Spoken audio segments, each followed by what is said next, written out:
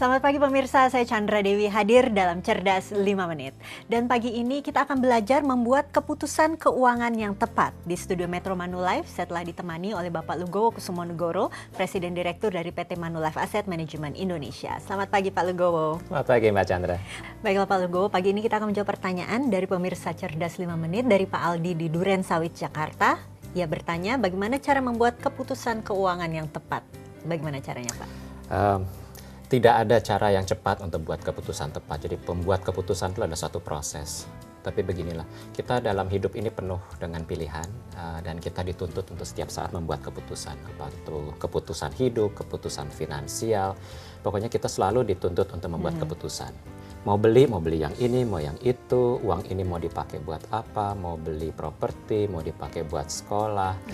Selalu harus membuat keputusan itu. Dan tidak jarang keputusan itu salah.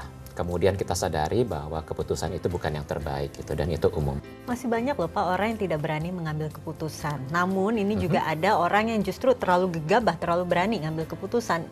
Ini yang memang terjadi ya Pak ya? Betul, dan kalau saya cenderung harus memaksa diri saya membuat keputusan. Dan saya sangat sarankan setiap individu yang dewasa untuk berani membuat keputusan.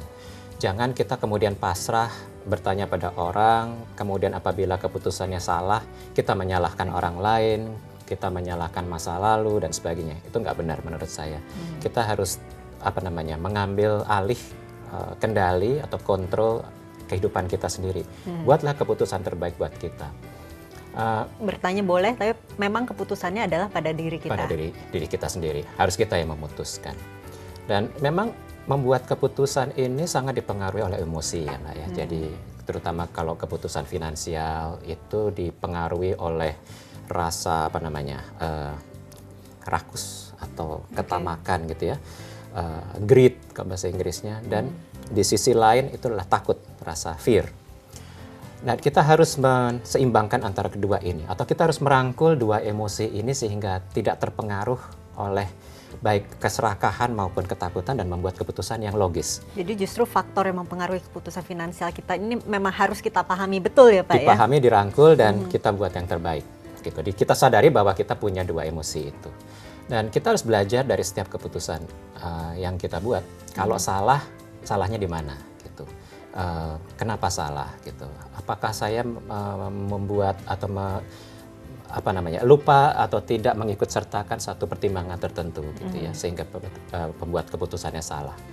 Tapi selama keputusan atau proses membuat keputusan itu sudah mempertimbangkan semua dan pada akhirnya ternyata salah gitu ya, tidak sesuai, sebetulnya proses pembuatan keputusannya tidak salah, dan itu kita nggak boleh regret, tidak boleh menyesal. Meskipun prosesnya sudah benar tapi ternyata salah, jangan disesali. Jangan kemudian kita takut lagi buat keputusan. Karena dalam hidup itu sih, kita memang harus selalu menghadapi yang keputusan yang benar maupun yang tidak. Dan kalau memang ketemu yang tidak, ya move on kalau bahasa sekarang gitu ya.